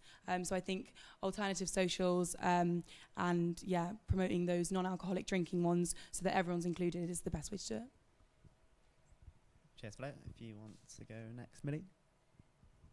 Yeah, so on the theme of alternative socials, I think they're a really good idea. We've been doing them in our club and I'm really excited to go to Jump Nation on Friday. I think that's going to be great. But also, by promoting things such as the This Girl Can campaign, it's sending out a message to people that lad culture isn't okay and that women can play sport and things like that. So just like keeping with those and promoting women in sport would be one way to tackle lad culture. With something like Jake referenced earlier, I think it's just communication between clubs that needs to be improved. If we're all talking to each other, then nobody's going to have a problem with each other. And if we all realise that we're all in it together, then we're going to eliminate the problems that have been faced in the past. So I think we just need to really make it clear that there are no excuses for that kind of behaviour. So I know a lot of people in clubs don't realise that you can actually be booted straight out of the club for any inappropriate behaviour whilst you're drunk. And I think that needs to be sort of put out there more to try and encourage people to not get so drunk they do things that they don't really feel they were responsible for. But as well as showing that that sort of thing's not acceptable, we also need to show what is acceptable. So I feel like we need to promote the charity work that clubs do a lot more. We need to show that there are things like Do It For You, where we're helping children who don't have many other options to see that they can do sport. We need to show the things like the Naked Calendar, raising money for charities and other things like that. Cheers, Yasmin. I'm going to go back to the theme of like interview-style questions, just to make you all even more uncomfortable. It's if you could sum up your best quality and worst quality that you'd like to try and build on if you were successful, what would it be? Because my name games have been so successful, I'm going to go mix up the names again. I'm going to start with Jake this time, go on to Flo, Millie, Katie, and then conclude with Yasmin again, if that's okay. So if you want to start off with Jake. So one policy that I do want to work on would probably be for non-Bucks teams. This is kind of something I introduced speaking to teams. I want them to have more competitive fixtures across the year. And so I want to basically, Flick actually introduced this about 2 years ago, and I want to basically reach out to teams and see, what do you actually want to do? Do you want more fixtures? How can we implement that? But that's something I definitely want to work on and get involved for them. And what was the other question? Sorry, the first one? Best and worst quality for policy, do you mean? Yeah, in terms of like your personality. And I heard policy. Sorry. Okay. Personality. Oh God, not listening? I don't know. No, I'm quite attentive. Best policy. Best personality. Okay. I don't know. I'm just happy. Approachable, I think, and I think that's a very important quality to have in a sports officer. I don't think I have a bad one besides not listening to you. Yeah, so we'll move on from that atrocious answer. Thank you. if you want to go next, Flo. So quality, not policy. Is that right? We'll just clarify. Yeah. Okay. So quality, I think that I'm really forward thinking and I take initiative. So if I was talking to Emily and she was telling me how the flexibility you have being a union officer, you have loads of opportunities to go to the union with your ideas, and I've got loads of ideas, and I take the initiative and I want to get them done, basically. So I think that's what would make me the best officer. Bad qualities, I think as a leader it's really important to delegate. And I think that I struggle with this, which is bad to say, but because I care so much, I try and take on too much, and then I'm like, oh, I can't do it all at once. So delegating out responsibilities and saying, I'm not always the best person for it. A lot of the time, other people are better, and holding your hands up and saying that. So yeah. Cheers to that, Flo. If you want to go next, Billy. So I think maybe my best quality is that I'm very hands-on. I like to get involved, and I don't rest on my laurels. So I would never sit back and think that's job done. I'd just keep going and finding new things to do. But then I do feel like a bit of a cop-out because I'm copying Flo here. I'm not very good at delegating at all. I tend to take on a lot myself. And a lot of people could probably tell you that. So yeah, that's probably my worst quality too. Cheers, Katie. If you want to go next, I'm sorry. Cheers, Millie. It's going so well until then. If you want to go next, Katie. Thank you. So I would say that my best quality is that I'm quite social, so I love speaking to people. I just want to be with people all the time. So I feel like that'll be really beneficial because people obviously can come and have a chat and say, you know, I'm having this problem, I'm having that problem, or, you know, this is going well. I just want to hear about everything, essentially, which is great. Worst quality, probably that I can get maybe a bit too excitable. So I'm like, I can do this and I can do this. And it's like, no, you can't, calm down. But obviously I'm aware of that, so I can kind of rein it in. So I think it's not too bad. Cheers, Katie. If you want to go next, Jessie. So I think my best quality is that I'm fairly adaptable. So when doing teamwork in uni, it's sort of, I find the parts of the group that are missing. So if no one's really paying attention to the time scale, I'll sort of nudge everyone towards that. If certain things are lacking, I'll fill in that space. And my worst quality is probably anxiety. So I don't always come across with my best as the best I can be, just because I'm so nervous all of the time. And that concludes the sports section of today's questions. We have a massive round of applause for all of our candidates and for that successful dealing with some troubled questions. Yeah, you can all go. Thanks. Next up's education, if you guys want to come to the front.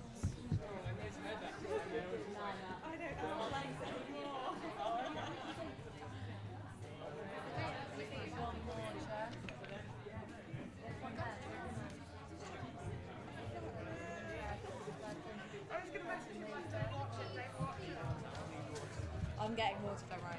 It's covered, it's covered.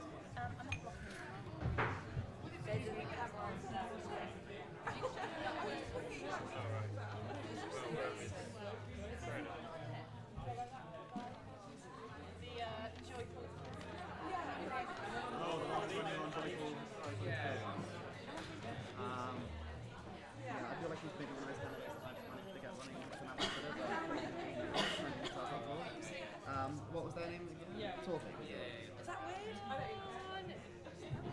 We don't know. Doesn't need to come. Do you know if he's running?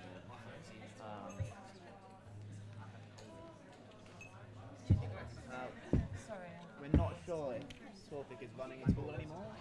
Okay. So should I just not mention that? Yeah. Could you have the sport? Cheers.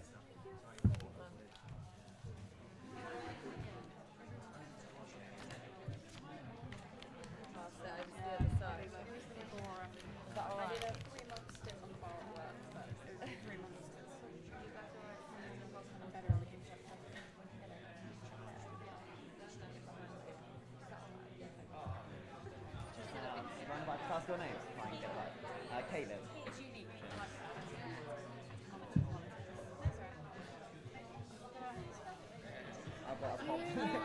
I probably would have felt it to see if I'm honest.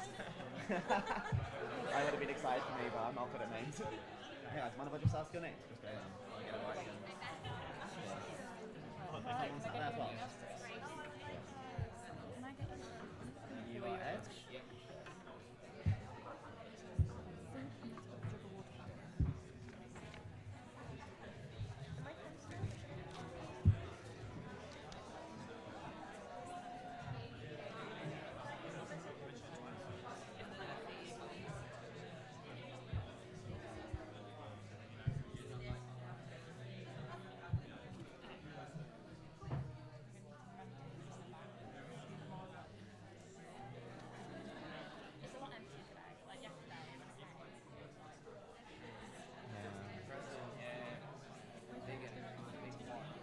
Are you guys okay if I start? Just running a bit behind schedule.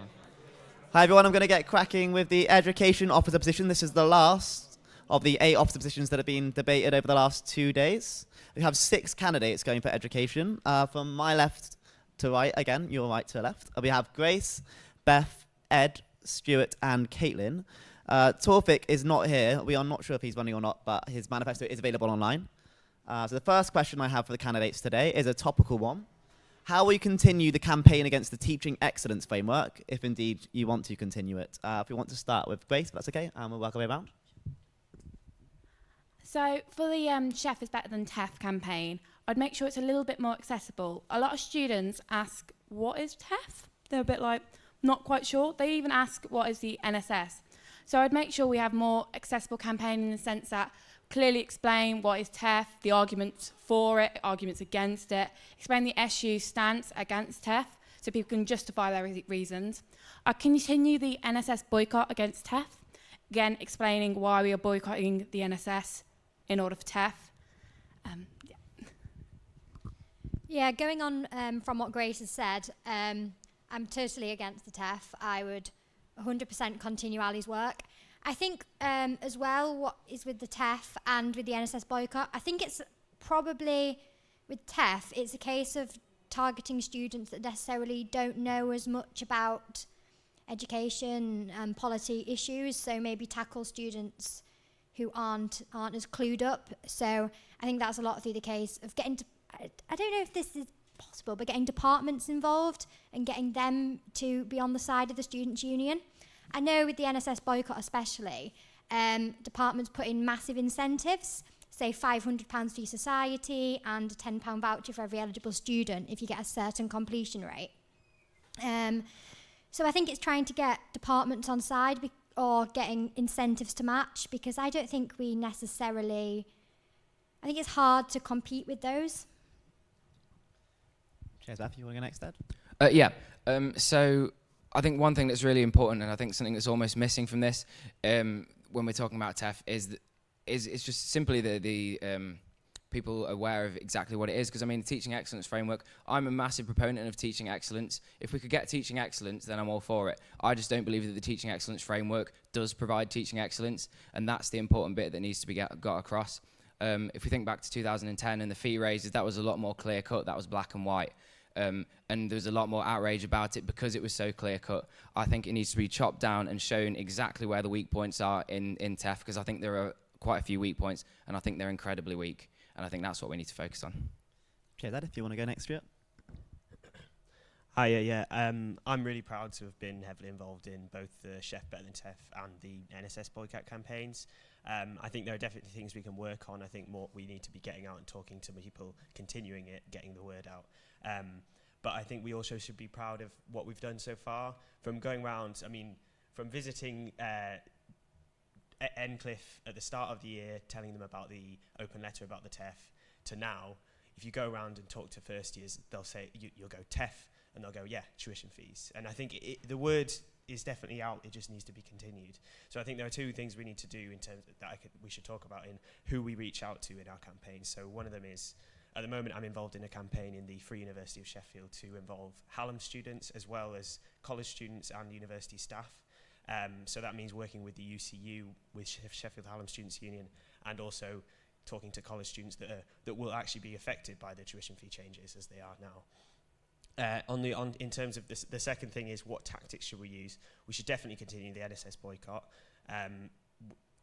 we've seen that it's already had an impact by the fact that the government's now changed the years to 3 years rather than 1. That shows that it is affecting them.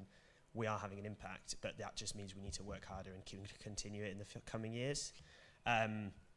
We also should be pushing for a boycott of the DLHE, which is the other aspect of the TEF that is used in increasing fees, as well as the NSS, and that's the one about graduate employment statistics. And I think we should be pushing for that too. Sorry, I've taken so long, but this is my main issue. So yeah. Thanks, Jeff. You want to go, Caitlin? Hi. So I'm most interested in again talking about why TEF is important. I know this week I've explained to people who are especially international as to what TEF and the NSS are. So I think broadening that knowledge to especially people who do not have any concept of UK politics and things of that nature.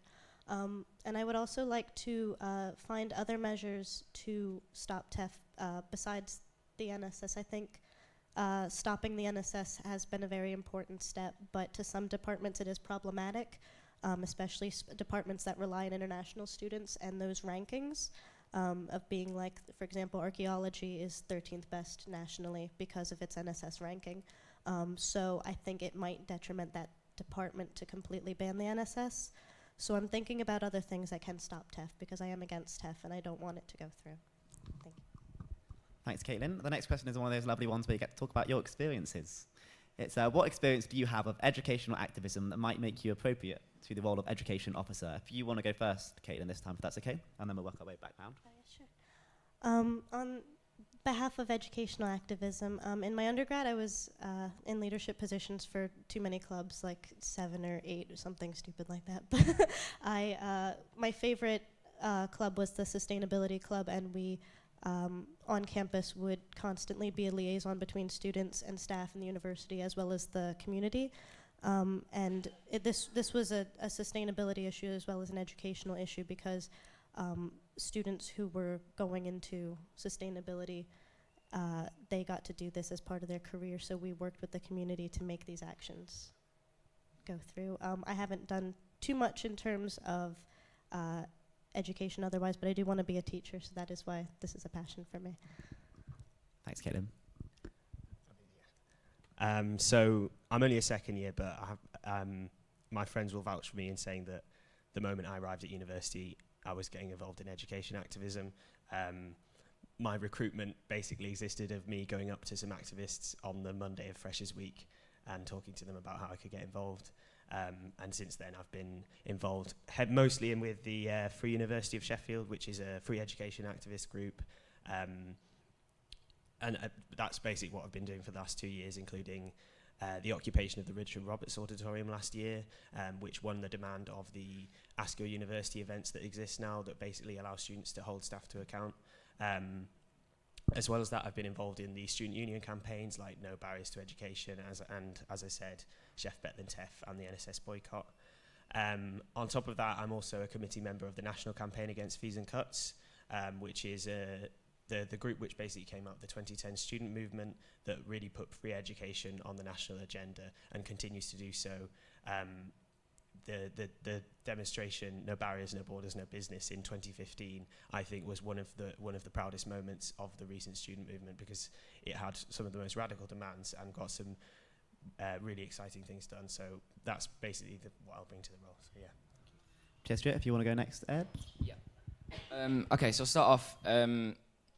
I've also been slightly involved to some extent with the boycott of the NSS, not to the degree that Stu has, but I have been slightly involved with that. I'm going to take the word activism in a slightly more broad sense and just tell you a little bit about the stuff that I've done for education in my sort of time.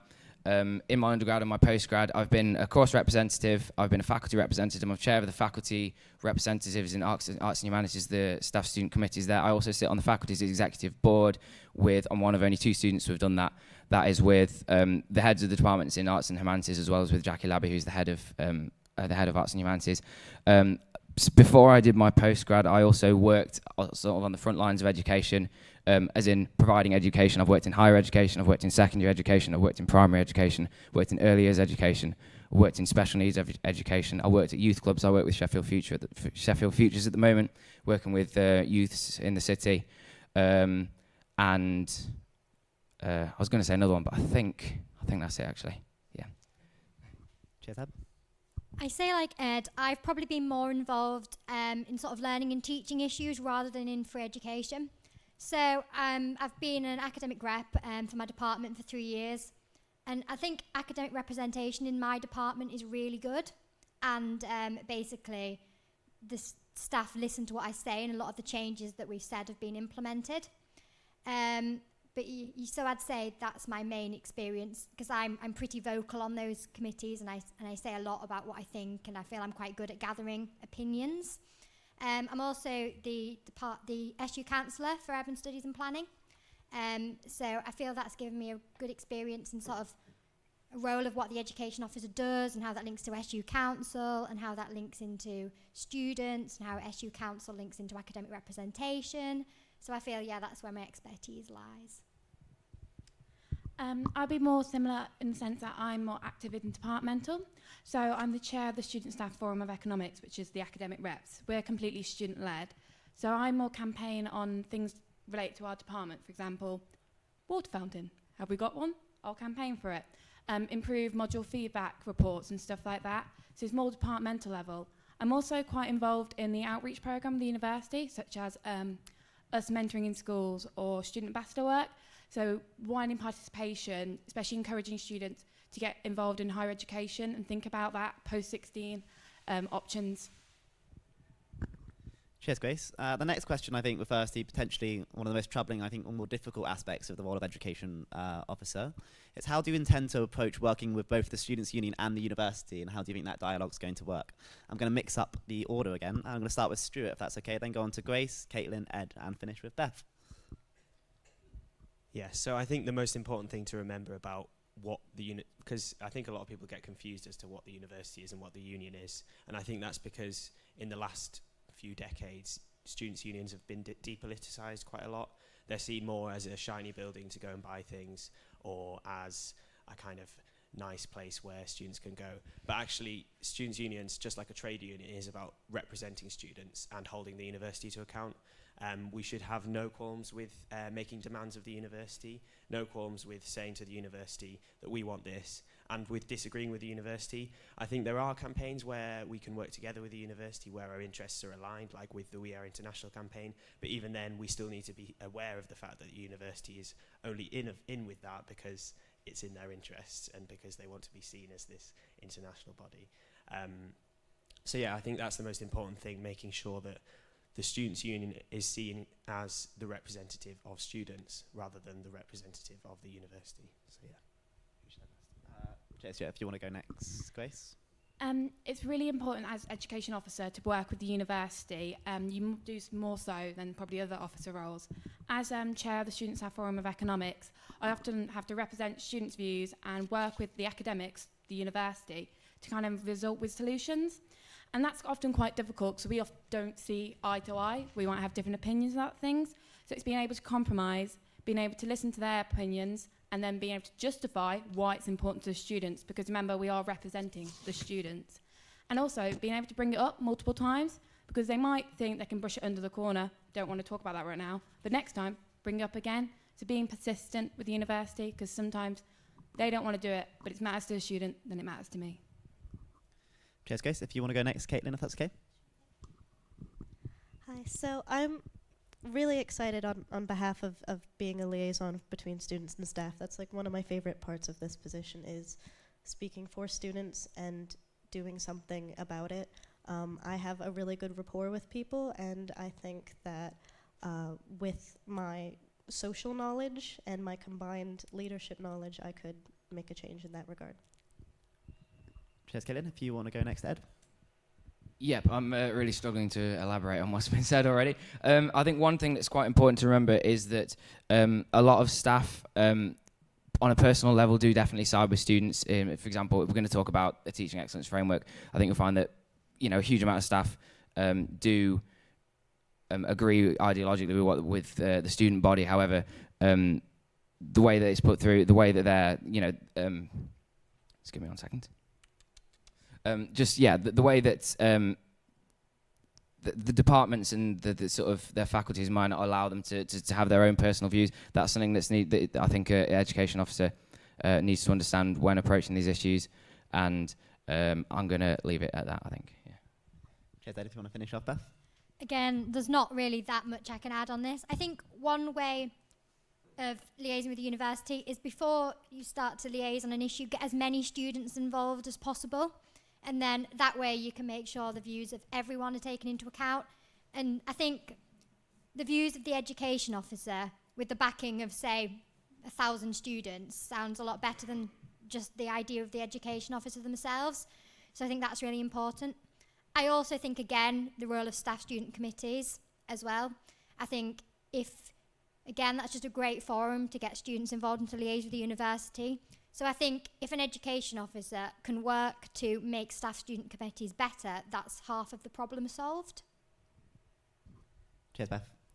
The next question I have is another one of those lovely comparative ones. It's education is such a key part of the university experience. What makes you more qualified than the other candidates that are also applying for this role? I'm going to mix up the names again. This time I'm going to start with Beth, and then go on to Grace, Stuart, Caitlin, and Ed, if that's okay. So if you want to start, Beth. So I think what makes me more qualified than the other candidates is I am ridiculously actively involved in my department. And I think within that, I've developed such a good rapport with staff, and they all know me, and they all know that they need to listen to me because I've taken views of people on and pass them on. And I feel like I'm a good candidate because I'm a good listener. I really do take other people's opinions into account. I'm really approachable, and I feel that makes it easier for people to come to me, and I feel like I just take everyone's opinions, and yeah. Cheers, Beth. If you want to go next, Grace. The qualities I have is that I'm already the chair of the Student Staff Forum of Economics, so... Oh, sorry, could I listen to the question again? Yeah, sure. So education is such a really important part of the university experience. What makes you more qualified than the other candidates? So as being as chair of Student Staff Forum, I'm quite qualified in the sense that I'm actively involved in my department. Oh, sorry. Can I go next time? Yeah, sure, that's fine. If you want to go next year, if that's okay. I think what makes me most qualified is basically my approach to how things will go about. As my campaign slogan suggests, I want to bring a grassroots approach to the way we do things in the Students' Union. So that means several things. It means being certain of what we want from the university and the government. But it also means going out there and talking to as many people as possible and trying to bring them into our campaigns. I think it's really important that we make our campaigns democratic and we make them transparent and open. And I think my background in grassroots activism will bring that to the fore. And I think it's really important that we get activists involved in the Students' Union and activists campaigning on education issues. So that's what I think sets me apart. Maybe. Sorry, I got a little confused, but I'm back. So being chair of the Student Staff Forum Economics means that I'm used to representing students' views. I'm qualified in the sense that I'm working with the university and the students and compromising. I'm also part of the Women's Committee, so I'm active in the SU. And being part of the outreach programme and being a mentor means I'm actively trying to improve widening participation with students prior to post-16 education. Hello. So I think I am, what's the question?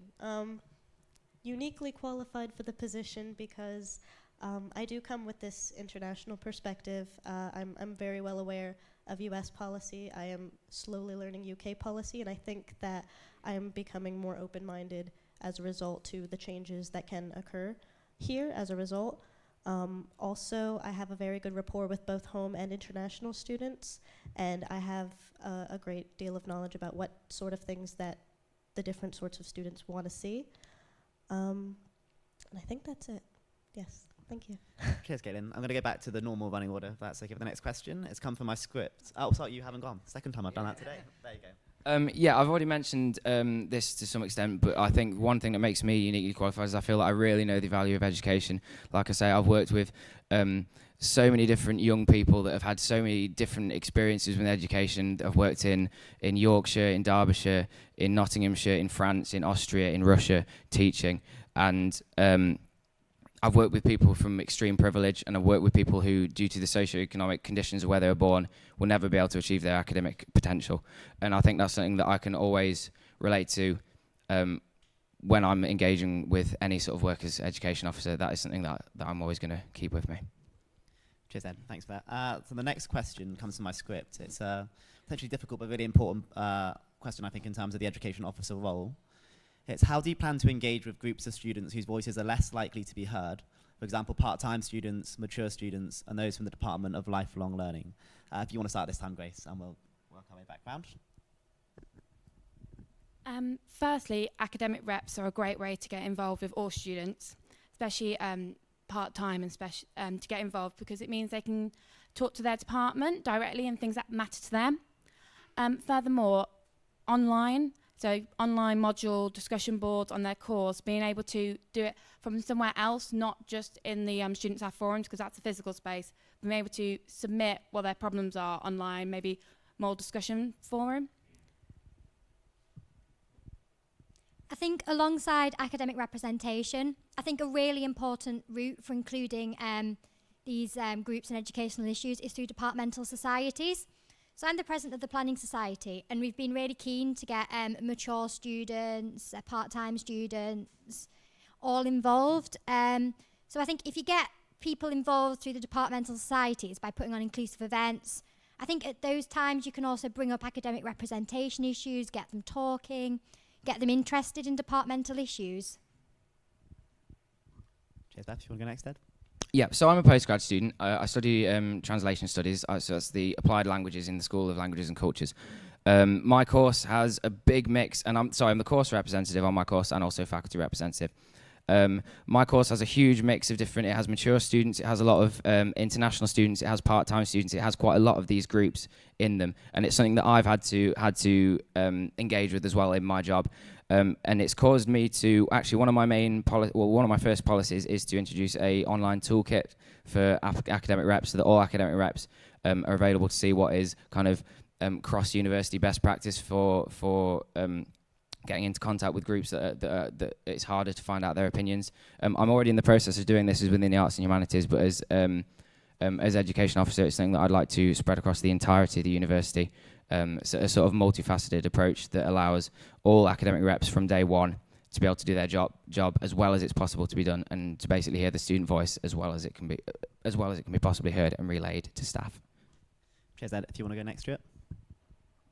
Yeah, so I think one of the main things we can be doing one of the biggest groups of people who are under threat at the moment also happen to be these people who have less of a voice in campaigns and in education, international students and migrants.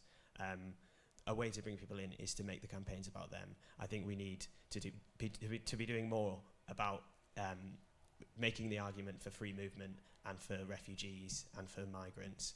And that is a way of bringing people in. Another thing is postgraduate students often go unheard, and I think that's because postgraduates are often treated very badly, especially like with the working conditions they're under. Casualisation is a massive problem, and it's growing.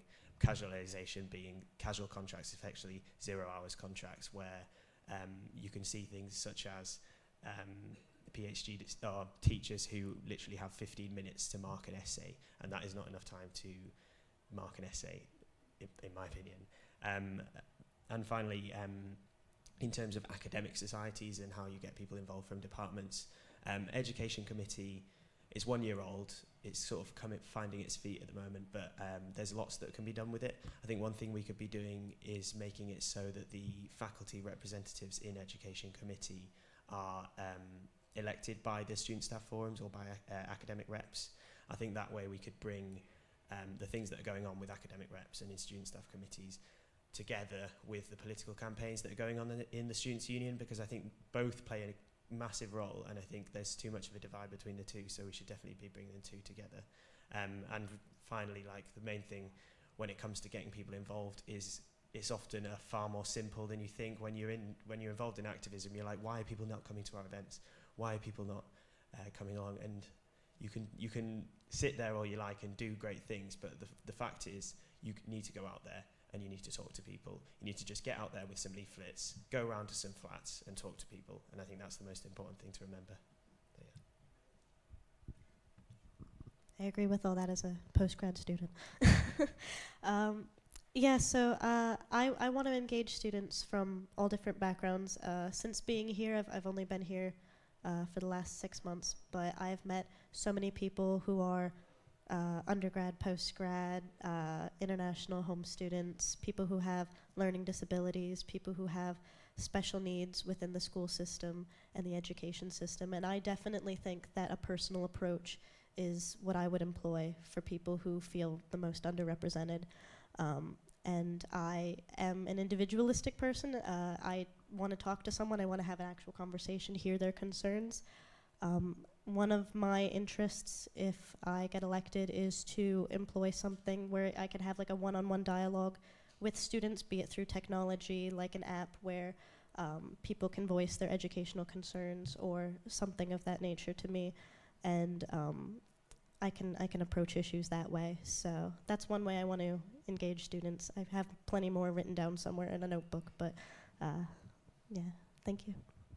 Cheers, Caitlin. We're going to have one last formal question to conclude this question time. I'm as sad as you are. And then we're going to move on to a fun exercise to finish up. So the last question I've got is, what do you believe is the most important promise on your manifesto? I'm going to start off with Grace again, if that's okay, and we'll work our way around. The most important promise on my manifesto would be the welfare support from personal tutors. A lot of students come to me and they're like, I don't really know what my personal tutor is for, or don't exactly understand like what they're doing. And same with personal tutors. Personal tutors don't feel like they're quite qualified to offer any support. So with having professional welfare support training for personal tutors, both students and personal tutors will have the confidence knowing that if a student did have any concerns, they could go to their personal tutors and be signposted signal to the appropriate services that could help them. Cheers, Grace. So my main promise is to make staff-student committees entirely student-led and rebrand them as sort of student-staff committees. So I know some departments have totally student-led academic representation, but even in a lot of these cases, staff set the agendas. You see, I think my department's really good at listening to the issues we have, but so much of the staff-student committee is just wasted giving a departmental update, which is totally unnecessary. But I feel if students set the agendas and arranged everything to do with the committees themselves, they'd just have so much more time to get involved in sort of learning and teaching issues. I think another problem as well is that it's not really that well known that you can use staff-student committees to sort of discuss a forum for things other than module issues. So I think people don't know that they can use the committees to say, I'm having a problem here, we don't have enough facilities in the department. So I feel like remodelling committees to be totally student-led will make them a lot more informal and leave them a lot more open for discussion. I'd hesitate to say what was the word we were saying. Most important. Most important promise. Most important. I'm not really sure. I'm not really sure how to sort of distinguish them in terms of importance. But I think my most inspiring policy for me, the one that sort of really, I really sort of enjoyed coming up with, was that. Obviously, like I say, I was an undergrad at the University of Sheffield. I had a couple of years out, and now I'm a postgrad at the University of Sheffield. And in that time, when I wasn't a student, I really missed just the atmosphere of learning that goes on. The fact that you've got a library, you can read any of the books in the IC if you wanted. You could find out anything you want. There's so much there to do. And one thing that I'm quite interested in, I'm a language student, but I'm quite interested in physics in a sort of like amateur way. And so I thought I'd look up some find out about physics, find out about PhD research and specifically in astrophysics. And I found it really hard to find, and I found some talks about it, but I found it was very hard to find them. And they weren't actually run by the university. So something that I would like to do was introduce much more regular talks by PhD students and by students that are doing research, especially on the cutting edge of the stuff that... So I'll just start again for a second. The University of Sheffield is it's a teaching institution, but it's a research institution as well. We need to celebrate the research. And that's one thing that I'd really like to do, have talks and PhD students so that even undergrad students can find out what is being done, so they can criticize it, place it in the bigger picture, think about what they might be doing, think about what you might be doing if you end up doing research. And that's one of the policies that I find really inspiring of mine. Cheers, Ed. If you want to go next to it.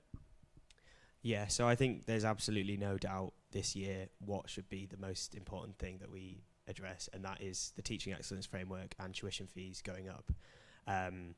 So yeah, that's my first policy, to stop TEF and fee rises. I basically think that the TEF is one of the biggest, probably the biggest attack on higher education since 2010, and when tuition fees were tripled. But it's not just about fees, it's about the fact that universities are increasingly becoming marketized and becoming privatized.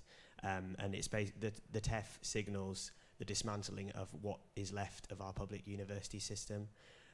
It's going to make universities compete against each other for higher fees. It's going to make our education in the interests of profit and employers rather than in the interests of education and learning and research and teaching. And for that reason, that's the most important thing. And it seems quite hard to grasp how we actually make an impact because it's such a national thing. And to answer that, I'd say that there has already been a success.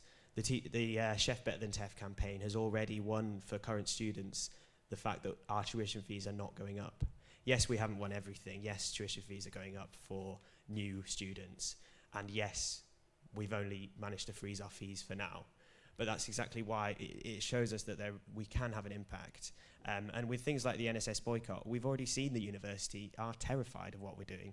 Sorry, just quite a short time. Sorry, yeah. Caitlin, So yeah, that's basically going to be my, and also expanding out to Sheffield Hallam and doing a Sheffield-wide campaign against TEF. Thank you. Sorry. Yes. So my three main policies, out of the three of them, the one that at least I'm most interested in, I obviously find representation of all students very important, as well as keeping up with current policy, but I am very invested in helping students get through their courses. As someone who knows plenty of people who struggle to get through a course of traditional work in the usual way, I want to help people have methods to get through their courses through the programs that the school provides, as well as creating programs if there is a need. I especially want to reach out to those who are underrepresented or have learning disabilities, get through their coursework, because this is why you're here. Your education is very important and valuable, and no one can take that away from you. So I think that getting the most out of your education is definitely something that I am very passionate about. Thank you. Thanks, Caitlin. We're quite pushed for time, so my word association game is going to be reduced to one word. No worries. So I'm going to throw you one word relevant to the position of education officer, and you have to give me one word back that you associate with that word or concept. So I'm going to make up the order of names because it's gone so successfully so far. So if you want to go first, Ed. Yep. So my first word is university. Sheffield. My second word is exam. Sorry, yeah, and then we'll have to stress. And then if you want to go next, Beth. Thank you. So my first word is citizen. Participation. And my second word is union. Students. Thank you. So I'm going to go to Grace this time because you're near microphone. So my first word is sustainability. Everyone. And the second one is foreign. Involved. So if you want to go next, Caitlin. I ran out of words, so I'm going to start recycling them. Cheers. So university. I was going to say Sheffield again. I shouldn't do that. Building. And exam. Test taking. Oh God, I'm bad at this. No. And Stuart, if you want to finish off. So sustainability. Important. And union. Power. Great, thank you very much. So that concludes the education officer section of this debate. Can you give everyone a massive round of applause? Cheers. So I'm Henry, I'm an election ambassador. The other election ambassadors, Katie and Chloe, are somewhere here. We might go to intervals. If you want to talk to us about student democracy, please feel free to. Get involved in the campaign process as much as you can. It's a wonderful time of year. And go out and vote next week. Thanks for coming, everyone.